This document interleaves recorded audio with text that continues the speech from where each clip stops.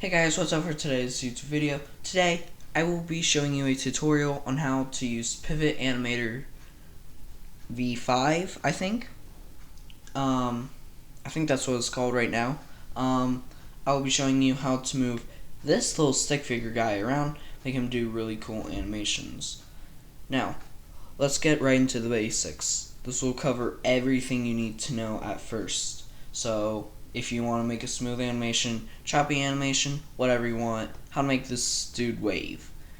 Basically just everything that's normal. So, let's get right on into it. So the first thing you're going to want to do is, obviously, you want to move this guy around. So, let's do the standard waving animation. So we're going to have him, I don't know, he's just going to just gonna have him stand there. I don't know. Just mind his business, whatever. We're gonna add frame, and as you can see, there's a little thing up there, and when I hover over it, it says frame 1. So that's frame 1. That's the frame to our animation so far. So real quick, just if you didn't know how animation worked, there are many different little quote photos that cycle through, and then that's how you get your thing to move. Anyways, so if we're gonna want a choppy animation, we're just gonna want to do that. Gonna move it a little bit, I don't know, something like that. Maybe move this part just a small tad bit. Add frame. Then we're gonna go back here, move arm. Now how you move these characters around is that the red dots are basically the joints, such as in your body, your bones have little joints, such as your elbow. So this is its elbow right here. We can just move that around however we please. So we're going to do that. This is being put together super quick, by the way, just so then we can get on with the rest of the tutorial. You can take as much time as you need to get this done. You do not have to be super fast. Just take your time. No rush. Maybe add 3 more frames at the end. So then all these tools on the side, you see play and stop. You're going to want to press play if you're not playing the animation already. So that's a little bit choppy. However, what if we want it smooth? Well, we can go all the way through our animations up here using this little scroll bar. You can go right here, that little green dot. You can move that up or down, it does not matter. So we're just gonna move all of this up. So we're gonna press play, and that makes him go through all of his frames super slowly. However, as you can see, it makes his arm go to the positions first. So it will make your animation longer, however, it will make it smoother. So let's move that down a little bit. Let's say, I don't know, around 6. 6 is pretty good, right? It doesn't really fully matter. If you want it to be consistent and you don't want it to speed up at all, then yes, you will want to get the exact numbers.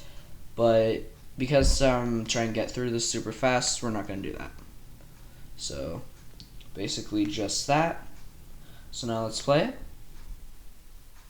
He still does it a little bit slow, however, we're just going to need to deal with it, type thing. Actually, we might just want to move this down to 3 or something real quick. Maybe that'll fix out. 4 is fine. Alright, so play. Yeah, the lower the number, the faster it will go. But that's how you make your animation smooth, just by these little green bars. Now, if you don't see the green bar, it's fine. There will just be a little green dot right here. Just click on it, drag it up, drag it down, move it all around, do whatever. So, next thing, we're going to go in edit, undo, redo, whatever. Input segment values, whatever. We're going to go in options. Now this is the play speed. there's a little view tab right under showing how consistent this is. You can go all the way up to basically 6 frames, all the way up to, I don't know, what's the cap? 33. So from 6 frames per second to 33 frames per second, you can have your animation go super well. There's also a width and a height for the dimensions of your video. So like if you wanted to do TikTok, you could just put in the numbers through here, or if it's like a YouTube video, you can just keep those same as. There are preferences everywhere. We can just cancel all that. Now this edit figure button, we're going to go in there. This is how you edit your figure. So, we're going to just, I don't know, we want, so the orange part is the center of the body. We can't move that part. However, we can just move the body with that part. So they actually chose a really good spot for this. So I don't know, if we wanted our stick man to fly like Superman, we could just do that. Now he's already sideways. I don't know, bend his knees a little bit maybe. Have his arm go straight. Do that. Now the bottom of the head, you're not gonna really want to mess around with too much. You're just gonna want to click it and change the color. So if you do mess with it, it will like make a neck pretty much. But if you want like a super long neck or whatever, that's fine, I guess. But the top one's the part where you want to touch it with or whatever to move it. So there you go. We got a little like flying Superman type thing. Now how do we actually edit it? We can press just X to remove everything pretty much. And now we only have this little piece. If we press this right here, then we can make a big circle. We're just going to need to click on what point we want that to go, make it the size we want, then click again to make it that. The add line button can go anywhere. It's the exact same thing. So, I don't know, something like that. And then we have the polygon one. So this one's a little bit weird. However, you press like here to here, you don't see anything. But then, I don't know, let's say here. What it does is that it fills in the segment that you fill it with. So, oh gosh. So yeah, it is a little bit of a weird tool to use. You will get the hang of it at some point. It is super hard to master though. This part cuts off the round part, so you see how it's round right here. We can cut that off, now it's square. Or we can add it back on. Then there's this tool which is, I don't know about this one either. This one's still weird to me as well. I haven't figured out everything about this, but again, this is just a basics video, not experts. So we're going to press on this little black square here. I don't know, we want it red. Press that. Now that part's red. Let's press this part. I think that's going to change this circle. Maybe. Gonna make it pink. Why not? Yeah. So that's basically all it is. Then you're going to go into File. You're going to either click Add to Animation, or if you're going to use this sprite or character again in another animation, you're going to want to click Save As. Now let's get over here.